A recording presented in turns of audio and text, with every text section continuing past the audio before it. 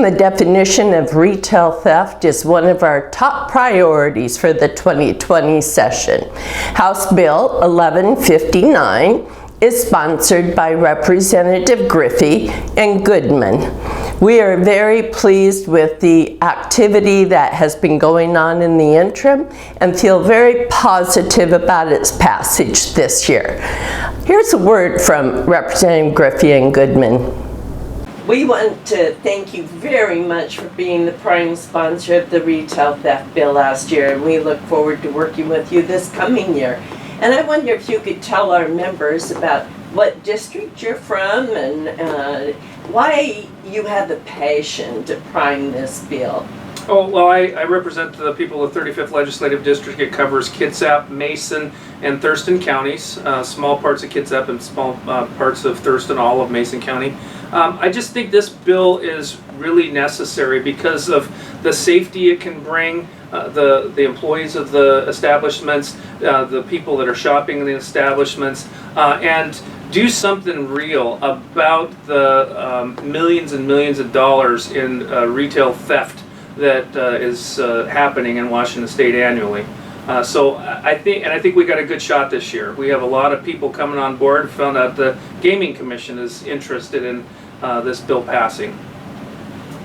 Very interesting that the Gaming Commission is interested in it, and we'll talk more about that as we go through session. But I wonder, have you been directly involved with a theft case or know of a serious theft case that has really given you the passion for this bill? Yeah, a few weeks ago, back, the Ross store case was a shoplifting case that was exactly the thing that we're trying to prevent with the fight or flight. The loss prevention officers met them at the door and they took off. They got into a van and then they plowed through a bunch of people, injuring a young boy who is still in serious condition at Harborview Hospital. We think that with this change in the definition of theft, we can have the loss prevention officers talk to them right when they see the activity happen, or if it's a known person that would be a known threat, you can get a hold of law enforcement and they can engage them earlier. And we think that it's going to improve safety throughout Washington State in our retail establishments. And you know, we don't want to see another little boy get hurt like that again, or elderly people, that sort of thing. That just when the fight or flight thing happens, they just mow people over, and we want to combat that. Well, as you well know, working with our grocery industry and also the retail industry, this whole safety issue has come front of mind, where we won't allow our employees to pass through the door to follow a shoplifter because of this whole safety issue. And so we really appreciate your perspective from protecting our customers, protecting our employees, and we believe this is the right answer. Well, we need more tools in the toolbox. It's obvious that we need it. Your group needs it. The citizenry at large needs more tools to make sure they're safe. Yes, they do. We've been told the majority of the states have this law. Is that accurate to your knowledge? Yeah, absolutely. Most states define theft the way that we are trying to define theft in this bill. So it works in other states, it'll work in Washington, D.C., and we'll have a positive outcome from everybody. Oh, absolutely. I'm sure we can do it. And you know, we've got a building coalition of people that are in support of it. And what do you see as the barriers this session in getting your bill passed? There is a perception that this bill is racist, and I'm just going to hit that right on the head. I think that it absolutely is not. It's activity-based profiling, so it doesn't matter what color, creed, or race you are. It's your activity of concealing an item that's not yours with the intent to take it out of the store.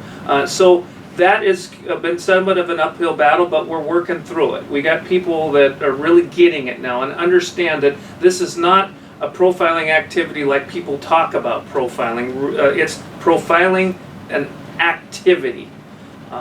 Doesn't matter what color you are. It doesn't matter what demographic, social economic demographic you come from. It is you concealed someone else's property with the intent to take it from them. End of story. So I think that's something that we need to address in our narrative when we're talking about the bill, but I totally reject the idea that this bill could be in any way, shape, or form a racist bill. We agree with you. Now, tell our members what they can do to help you be successful with passage of this bill this session. Well, first of all, I hope all of your members are on a first-name basis with their legislators, and if they're not, they should be. Even if they campaigned against them, have the courage to pick up the phone and take them out for coffee, because where true collaboration happens from the ground to here in Olympia, good policy actually happens. So first of all, build a relationship with their legislators, and then give real world tours, if you will, to the legislators you know. Call your legislator, schedule an appointment to talk about how the property crimes and this type of theft is affecting your business. How's it affecting your bottom line? How's it affecting the mom and pa's shop's ability to stay open? These are important things. I tell everybody, don't do blanket emails happen, but we need real world stuff from real world people, what they're going through and what they think about this change in the law, and how it will affect them. That is, I think, the most effectual way to influence the deciders in Olympia. Well, I want to thank you very much, Representative Griffey, on behalf of our membership for being the prime sponsor of the retail theft bill, and we'll be there fighting with you. Oh, thank you so much. I appreciate it. Representative Goodman, thank you for spending some time with us today and our members. Yes. We appreciate you very much, and as the Democratic co-sponsor on House Bill 1159, we'd like you to share with our membership today what your interest is and why you chose to co-sponsor the bill. Well, I'll speak to the members. Yes. I chair the House Public Safety Committee, and my primary responsibility is public safety. And thanks to you and to the Retail Association, this issue was brought before me to alert us that people who steal merchandise cannot be stopped before they leave the store.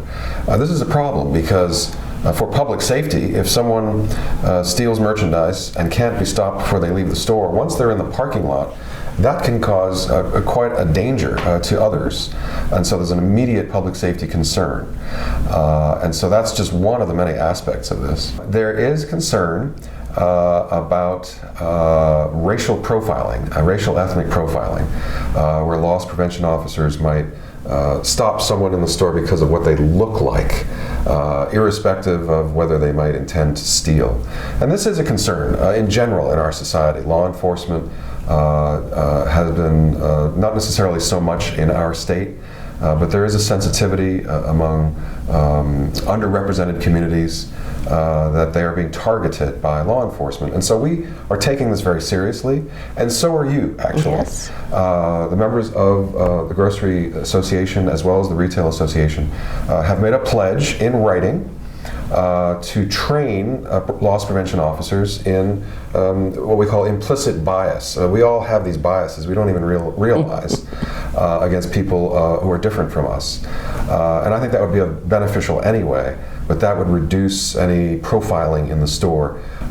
And so I hope, I'm going to fight hard, try to navigate through this year to allow for loss prevention officers to intervene before the person or people working in concert leave the store, trespass them. They can't come back to the store. Right. Not necessarily arrest. We don't want them necessarily to go through the criminal process, but we don't want this to happen in the store, to endanger others and for you to lose so much valuable merchandise. I appreciate you bringing up the issue of profiling, and we have discussed this with our members, and of course they all train to profile based on the activity that would lead to shoplifting an item, but it's always a good reminder to make sure that they're refreshing the training of their loss prevention officers at all times, and so we appreciate that that was brought to our attention, and yes, we've worked with our members on that issue. In fact, one of the legislators actually went through loss prevention training during the interim, and so that was very fun. I wonder, could you tell our members what your district is and the area you represent? So I represent the 45th district in Washington State. It includes the very wealthy communities, Redmond, Kirkland, Woodinville, Sammamish. These are the suburbs of Seattle. Very highly educated and people who have a social conscience. I'm going to bring a meeting together very soon to see if we can reach consensus on this, that this is a problem that needs to be addressed.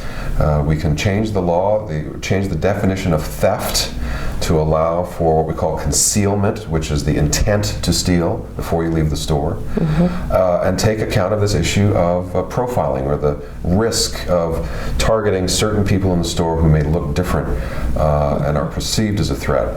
I think we can reach agreement on this. I really hope we're going to fight to get this done this year. It's been too long, this legislation kind of hanging around the legislature. So let's cross our fingers. Well, we look forward to that gathering, and we'll certainly be at the table, and look forward to public hearing, and we're going to work real hard with our members to get that bill passed with your fellow legislators in the House, and we appreciate your commitment and your time, and thank you very much, Representative Goodman. That's my pleasure. Thank you.